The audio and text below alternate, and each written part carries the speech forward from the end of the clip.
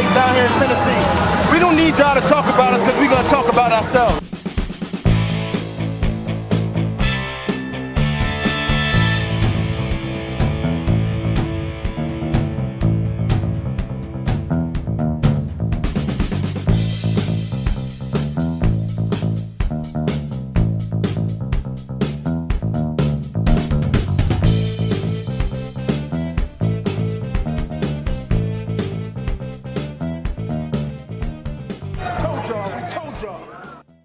Welcome in, everybody, to Titans Tube. My name is Justin. This is Jake.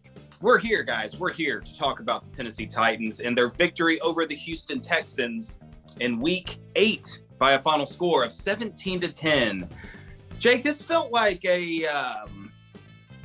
someone would see the 17-10 score and be like, "Geez, the Titans really struggled against the Texans." Not buying it. Jake, this was a super dominant 17-10 victory.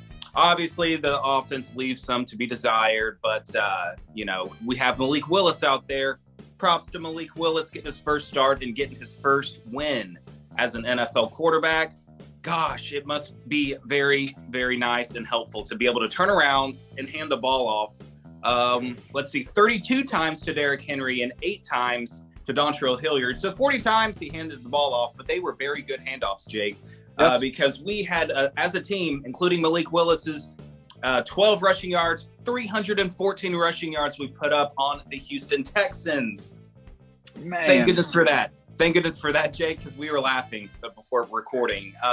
So Malik Willis, passing the football, had a QBR of 4.4, so pretty close to the worst QBR you could possibly have. You look over at Davis Mills, though, not much better, and 7.1 QBR rating coming in.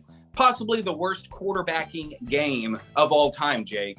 But Titans, did what they had to do, found a way to win, played to their strengths. Hoorah, Mike Vrabel and the Titans on this 5-game winning streak, Jake.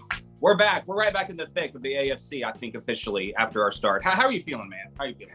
I'm feeling good, and you nailed it right on the head, Justin. This was a dominant Titans victory. It felt like the score, if Ryan Tannehill was out there, it might have been 30-10 or, 30-3 even. I was really disappointed in the defense giving up that last pity touchdown drive. They could have held Houston to under 100 yards total on the day and 3 points, which was gifted to them by the Robert Woods punt fumble. But wow, what an interesting game. You said it was a little bit of a snoozer of a game with neither quarterback having a QBR over 10. We're going to have to look up, our stats department is going to need to look into the last time both quarterbacks were under 10 QBR, because that's wild. But I mean, the silver lining here is we said what we wanted in the pregame, and that was, let's give Derrick Henry the ball 1 billion times. And we gave Derrick Henry the ball 1 billion times, and it worked. He goes for 219 yards, 2 touchdowns, almost a 7-yard per carry average. Whew. Unbelievable performance from the King. He's officially back. Vintage. We had the slight worry 2 games in. Was he, falling off a little bit after the foot injury? We never thought he was totally washed up or anything like that, but it was in the back of your head with him coming out of the foot injury and everything. But he is back. Has he lost a step, do you think? He has been getting caught from behind a few times this season. Are you worried about him losing half the step in his breakaway speed? I mean, he's still hitting the hole hard as ever, but we're used to seeing him hit the home run a lot in some of those carries that he's given and getting caught from behind. I'm not worried about it. I've just seen people throw that out there. But no, I'm with you. And we have seen that a little bit. He used to run away from guys. When he did get to that second level, he was running away from safeties. I think he looks every bit as fast. We haven't, granted, seen him hit the home run yet. I think once we see him streaking down the field in full speed one more time, we'll be like, okay, he's got it. Maybe a quarter step. I'll concede he's lost a quarter, maybe a fifth of a step. Yeah. But yes, dominant performance from the King. And this defense, Justin, is playing lights out. Houston had no answer for anything. And yeah, let's pump the brakes. It's Houston, probably the worst team in the NFL. But this defense was absolutely smothering. And they're going to have a chance to prove it, Justin, in this 5-game winning streak. This defense has played lights out, gotten turnovers, made plays when they needed to make plays, not to mention their third down defense is tops in the NFL. But yeah, like I said, they're going to have a chance to prove it next Sunday against a more worthy opponent in the Kansas City Chiefs. Yeah, absolutely. I mean, yes, we've ripped off 5 straight wins, but of course, putting them into context with the given opponents that the Titans have faced is important.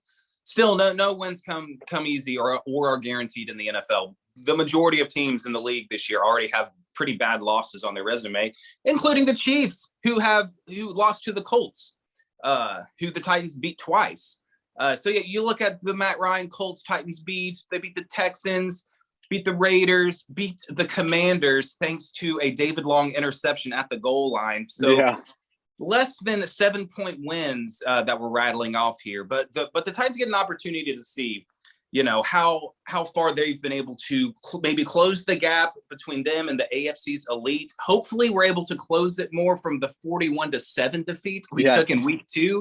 But I like the way the team in general has rallied, especially the defense. They seem to be firing on all cylinders and taking advantage of lesser teams with lesser offenses. So that's what you want to see. That's what you want to expect. If you think you've got a top 5 defensive unit in the league, you're shut down the opposition, especially if they're under 500, especially an immobile quarterback that can't extend plays is certainly a help.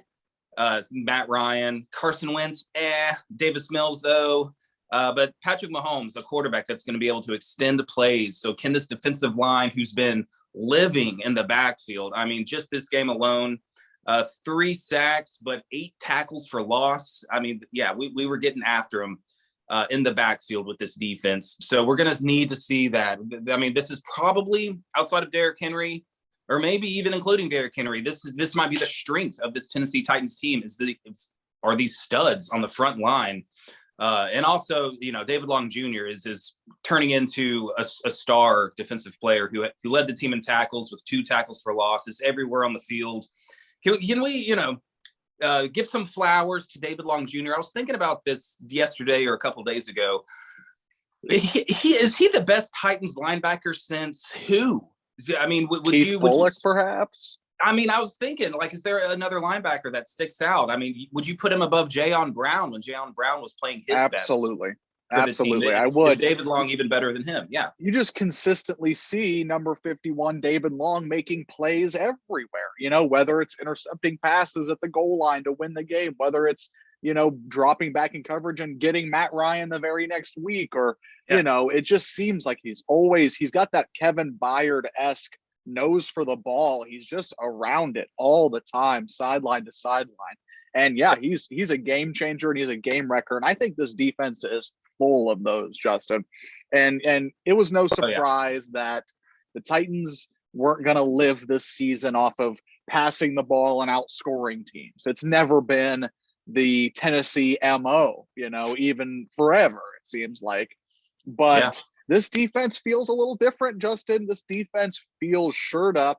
You have difference makers all across the line of scrimmage, and Bud Dupree, Danico Autry, Jeff Simmons can all change games. Tier Tart has been coming into his own this season. That's an absolute wrecking crew up front. And then you move back and you have a guy like Zach Cunningham, who just came back and played in his first game after missing a few of them. And he's paired with David Long, who is possibly one of the better players on this defense outside of Jeff Simmons. And then you're shoring up the back end. Hopefully that Elijah Molden can join this group. And you've got Fulton, McCreary, and Molden. Rashard Weaver with the 2 safeties. Yeah, absolutely. This defense is full of studs, Justin. And it's just, can the offense hold up their end of the bargain? Come December, January. I know I'm getting a little ahead of myself, already crowning the Titans. February, a playoff. Can they get it done come February is the real question. But I'm getting a little ahead of myself because shout out to those Commanders, Justin, for beating the Indianapolis Colts and widening that margin in the division a little bit. But like we said, it's going to get tougher for the Titans as the season goes. 5 wins isn't going to get you anything in this league, and we know that they're going to have to earn it week to week. But wow, very encouraged by this defense for the overall direction of where this team is headed. Yeah, starting to seems like they're starting to peak right now. But yeah, and they've been tested by the lesser opponents again. Going back to that talking point, so I think they're ready. They're ready for a real deal challenge against the Kansas City Chiefs. So hopefully they can come on and perform and help out this offense as best they can. Getting to the red zone, forcing field goals. And the offense is going to have to. I mean, we'll get to all that in the preview video later on this week. But a little bit more about this game. A big thing to keep an eye on, for the love of the Lord, will Ryan Tannehill's ankle and illness be cured? Because if Malik Willis is going to have to start against the Chiefs, I think it's game over. It's game over, Jake. How discouraged were you, maybe we should say, by Malik Willis's performance? How would you grade him? I mean, he won the game. He had a couple bad mistakes, but he converted a couple first downs, throwing the football to Robert Woods. Let's see, Dontrell Hilliard was our second leading receiver with 12 yards. Very lackluster on the stat sheet. But how do you think our guy Malik Willis did? Honestly, when I look at the stat sheet, Justin, I'm shocked he completed 6 passes. From memory alone in the game, I can't believe he completed 6 for 10. It didn't even feel like he threw 10. Mm-hmm. And the film was not kind to Malik Willis's debut, Justin. I mean, we saw it on Sunday, and I even went and watched a film breakdown of Malik Willis and what he's looking at. There were several sacks, and then obviously the Chig Okonkwo running wide open in the NFL, as wide open can get in this league. And Malik Willis had awkward footwork and just flat out missed him. And you could see Todd Downing on the sideline literally drop to his knees. Like it was it's emblematic of what I felt in that moment too. And now, grain of salt, there was my main goal, going into it, no overreactions, positively or negatively. And obviously we're kind of on the negative side of the Malik Willis teeter-totter right now after his performance on Sunday. He looked every bit like a third-round rookie making his first ever NFL start against a number 1 defense. And even though it's the Houston Texans lowly squad, he looked every bit that part. Am I discouraged on Malik Willis? No, I'm not closing the book on Malik Willis being the guy for the Titans after a single game. You can look around to several notable quarterbacks in their debuts and see that they didn't play very well either. Yeah. But I do think at the end of the day, Malik Willis is 1-0 as a starter, and that's the best case scenario we could have ever hoped for. With number 7 coming into this game. I don't know. What did you think? Obviously, I don't think any Titans fan is ecstatic about his performance. Yeah, I mean, I would not too much to add on. I mean, I agree. I agree with what you said. I mean, sure, you would love to see him play with more confidence, have more control over the offense, but he, looking a little lost here and there. Mechanics kind of went out the window when things broke down, with the O-line. Yeah, getting sacked 3 times on 10 pass attempts. Or I guess that wouldn't be considered an attempt, but I guess what would that be? Like a drop back? 13 to 15 drop backs, and he was sacked 3 times. I'd have to go back and watch again. I don't know how much it was on Malik or it was the pass protection breaking down, because this offensive line does have issues with pass protection as well. So not all his fault, but the pick was bad.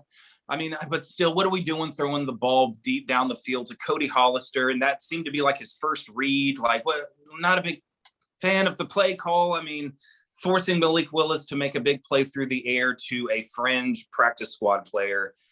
Like, he's like, this is mean, but Cody Hollister isn't even like a fringe roster player. He's a fringe practice squatter. He would be fringe player to make a practice squad. Maybe that's being too harsh, and he's becoming, I don't know, a bit of a meme, and just kind of a guy to throw under the bus when we're talking about a bad receiving corps. I will give Cody Hollister props, though. I think it was and of course it's a blocking thing, but Dontrell Hilliard, I think, had a nice catch and run, or just a straight up run. It might have been his big one for 30 yards, but Cody Hollister like came back and like put a safety or somebody on his back. I don't know if it was a direct collision, but I mean he came up to him it was a great block. So hey, Mike Vrabel, he might elevate Cody Hollister to wide receiver 1 after that play, after that block. But I mean, he's a team player. He knows the offense, but just like skill wise, he leaves a lot to be desired there. So the interception there, but I really like Willis. I love his attitude, his character. He's positive. He's a team first guy. He knows his place here within the offense, and he knows that he's got lots of room to improve and room to work. And I think his work ethic is there, and he's going to work to get better. So it was good for him to get out there and get experience in a win, and also see that you have lots of work to do. So. Yes. So not the worst outcome whatsoever for Malik Willis's first start there. Definitely. And I think it's got to be a confidence thing with him. I should send you the film breakdown I watched. It was it was the QB school, but it was on that first drive. Derrick Henry peels off the long run. I think it was second down or something. Malik Willis took a bad sack to knock him back where, Randy Bullock eventually missed a field goal. But it's the Titans' bread and butter play. It's the power play action to Derrick Henry, literally turn around, whip it to the guy coming across the middle. And he had Nick Westbrook-Akina, again, as open can be. And you can see him draw, and he's ready to throw it. But for some reason, he just doesn't. And he holds on to it, and he eats it, Yeah, it was just, you're just screaming at your screen, like, rip it, Malik. Come on, like, let it go. Yeah. But like I said, he's a third round rookie, 5, 6, 7 games into his NFL career, and he hasn't really seen live action. But yes, I think it's very important that he got into this game, got the win, and has meaningful tape and reps to work off of moving forward. So that being said, long Malik Willis discussion over. Please God, let number 17 play next week in prime time on Sunday Night Football. Please. Ooh. We need to avoid the second national embarrassment this year. Yeah, absolutely. We need Tanny back in there. I mean, I'm not like, this is not a must win whatsoever. I think the Titans, with this 5-game winning streak, beating these lesser opponents, they've bought themselves some breathing room to take some losses if they have to. Especially within the division. You mentioned the Colts choking away that game at the end to the Commanders, which helped. Everybody in the division lost. So, Texans and Jags took L's. So Titans widen the gap in the division. But the schedule does get harder. And, of course, it starts with Kansas City. It would be like icing on the cake, I guess, if we happen to go in there and win. But, the Titans I've fared pretty well against the Patrick Mahomes era Chiefs. Of course, we lost the biggest one of all in the AFC Championship game in 2019, but we took care of biz in Nashville and that thriller in 2019. Then just last year, a game nobody saw coming where the Titans thumped them 27-3. Titans fans, Chiefs fans, NFL fans, even probably the coaches and players themselves did not see that coming. Shutting down Mahomes' offense to 3 points. So you never know. The defense is priming again. So will they cause trouble for that Chiefs offense? That remains to be seen. But we got a chance, of course, in the NFL, especially this Titans team that finds ways to win and can surprise you. So we surely have a chance in this game if Ryan Tannehill does come back in as the quarterback, given that. I guess I was talking about breathing room and how, the Titans, we are at 5-2, and it feels good to be right back into the thick of the AFC. I think if the season ended today, we're the 2 seed because we have the tiebreaker over the Chiefs. I mean, and that's going to be sorted out by Sunday night because of a better conference record. So here we go. We're one of the AFC's best teams again, Jake. Who doubted us? Who would have doubted us after that Buffalo Not me. loss? Surely not me. No, don't go back and watch the game recap of that episode where we were like, this is not a good team. Playoffs are in jeopardy or whatever. Not watch that tape. Yeah, it was, we knew it was a bury the football, burn the tape, just absolutely flush it, forget it performance against Buffalo. And even in the the locker room speech after this game, Derrick Henry even brings it up when he breaks him down. He goes, all I remember is after that Buffalo game, how are we going to respond? We had the players only meeting. How is this team going to get back up off the mat after getting just, I mean, we said it back then. We haven't seen this Titan team get smacked around like that in the entire Vrabel era. Yeah. And how were they going to respond? And they responded with 5 straight victories in games that they should have won. Were they pretty? No, but I really challenge you to find, there's been a few, but I bet you there's not 5 games in the Vrabel era that have been blowout satisfying wins. I mean, at Cleveland, New England, not very many. There's probably been not some very Jags many. and maybe one. Yes. Texan. Yeah.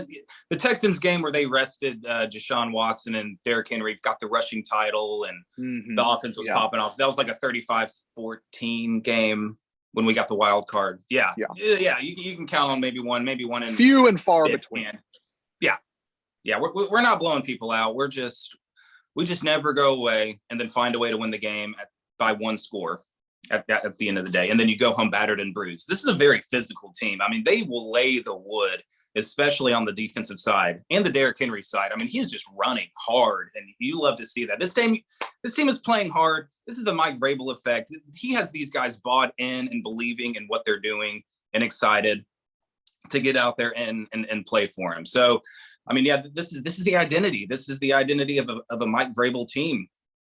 So you love to see that. They're not going to quit. They're going to go out there and be ready to play.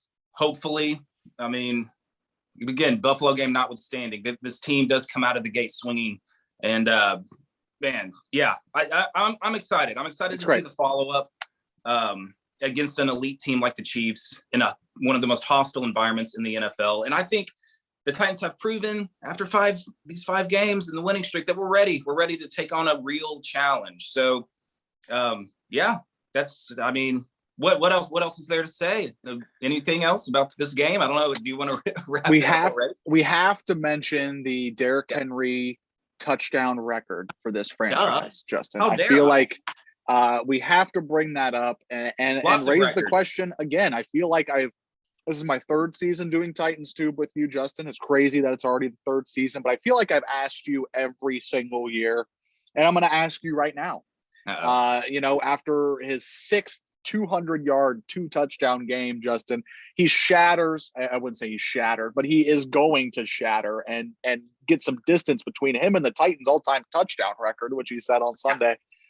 Is Derrick Henry the greatest Titan to put on a uniform? Unreal. Why do you put me in this situation, Jake? All right, so I'm going to go Oilers excluded, just 99 until now.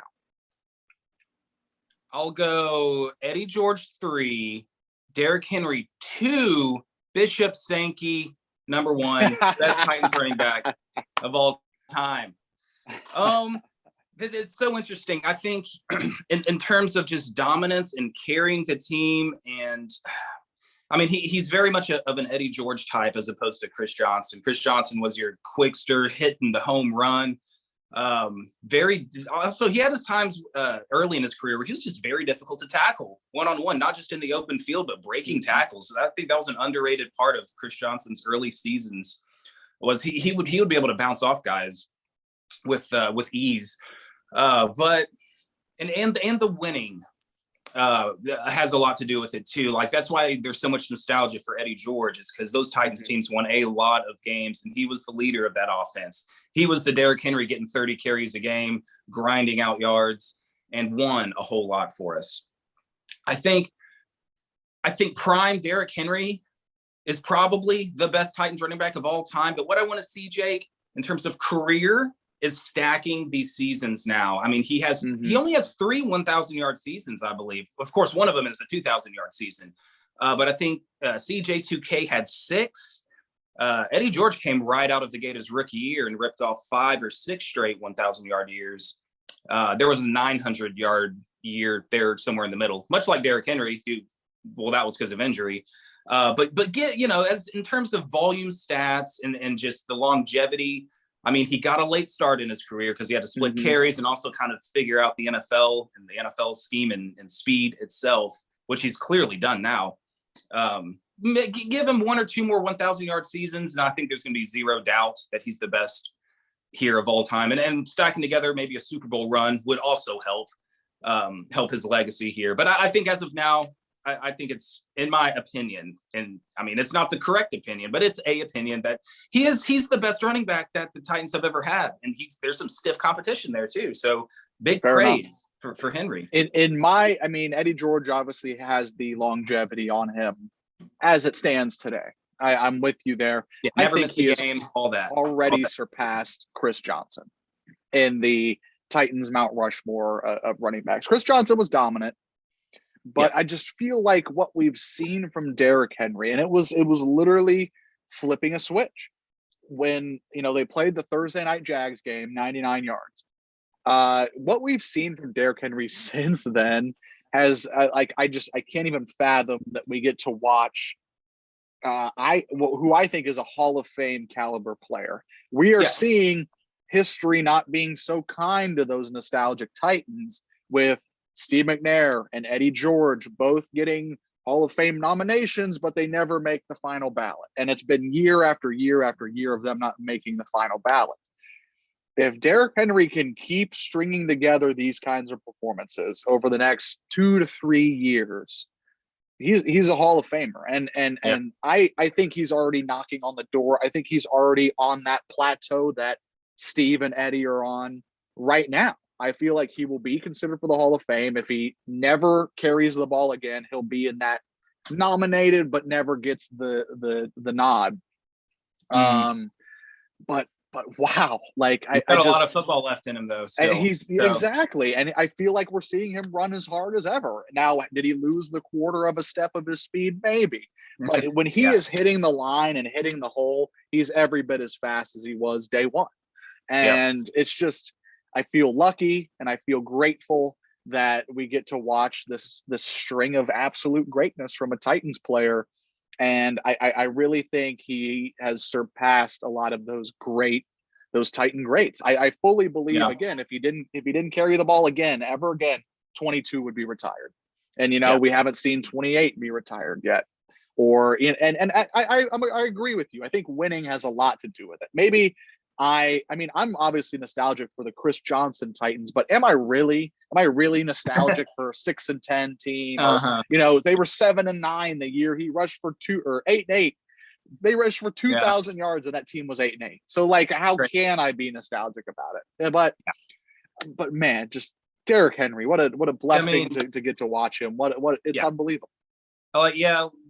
What he's doing now is not just one of the greatest, since his 99-yard touchdown run against the Jags up till now. It stinks that he missed half a season with the foot injury last year, because he was priming again for another 2,000-yard season, because that was the first year we had the extra 17th game. Mm-hmm. He was certainly on pace to crack 2,000 again.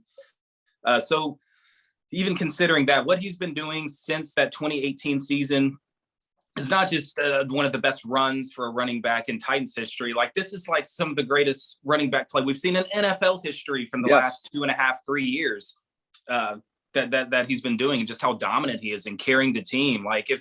If Chris Johnson in 2009 was the running back in this game, yes, but also in the Colts game last week, where really it was Derrick Henry carrying the offense with zero passing attack.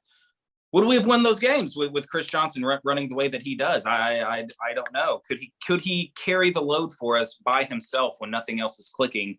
We did have a Kerry Collins as quarterback in a pretty lackluster but an okay passing attack during his 2K season. Or no, that was Vince. I think Vince Young was the quarterback when he was a little bit of both. A little of both. We didn't even have a stable quarterback back there. Imagine Chris Johnson with a quarterback like Ryan Tannehill too. Even a couple of years ago when we had A.J. Brown and a pretty good passing offense, that would have been interesting to watch as well. But yeah, in terms of just carrying this offense on his back, 30 carries a game and grinding out yards and just, pacing the offense and everything that he does and what he means to this offense. Yeah. He's a one of a kind, in my opinion. And I think it's time to bow out of my nostalgia and welcome in the new and hip and trendy guy with Derrick Henry. I don't want you to think I'm coming for your nostalgia every week. I'm You're just attached saying, my nostalgia, Jake. we're watching greatness, and I feel like even Chris Johnson had the one really great season. Obviously, broke the scrimmage yards record, 2,000 yards rushing. He had that, but I mean, he did have 6 1,000-yard seasons, but I feel like 3 of those were like 1,010 yards. You know, he barely eclipsed the 1,000 yards towards the end of his time here. Yeah, absolutely. And he played in one playoff game. Eddie George and Derrick Henry were in the playoffs pretty much every year at this point now. Yep. So again, with the winning, it has a lot to do with the warm, fuzzy feelings and nostalgia. For sure. And it's just, I just want to take the time out to appreciate, smell the flowers, hand out flowers. That is the greatness of Derrick Henry, because it's not going to last forever.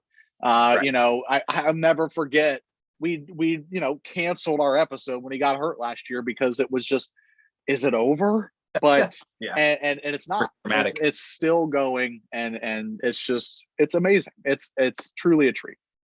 It is. It is absolutely amazing. We have been spoiled as Titans fans at the running back position. Man, so enjoy it. And so not only you mentioned he got to 75 touchdowns, so now he's the franchise all-time leader in touchdowns, and doing it in like several fewer games. I think Eddie George is in like the 120s and Derrick Henry's in the 90s right now. So like 30 less games to whole seasons. To break the record. Not only that, he now shares the all-time record in games with 200 rushing yards at 6. And I think he is the only running back in NFL history to have 3 games of 2. I think I might be getting it wrong. 4 games of 200 rushing yards plus 2 touchdowns. 2 touchdowns. Yeah. I think those all came against the Texans. Or no, those are probably the Jags as well. The 99-yard touchdown run game, surely he had like 4 touchdowns, 250 yards. That was ridiculous. Just he's putting up the most monstrous single game numbers that the NFL has ever seen at the running back position. I mean, he's doing stuff in uncharted territories. Hall of Fame stuff, if you will, going back to that. That's what I'm saying. I mean, hello, Canton. Yeah, it's not just Titans history. It is NFL history at this point. And I feel like he's got a few more 200-yard games in him, Justin, under his belt. This season, we play the Jags twice and the Texans once. So he's going to stack those up this year.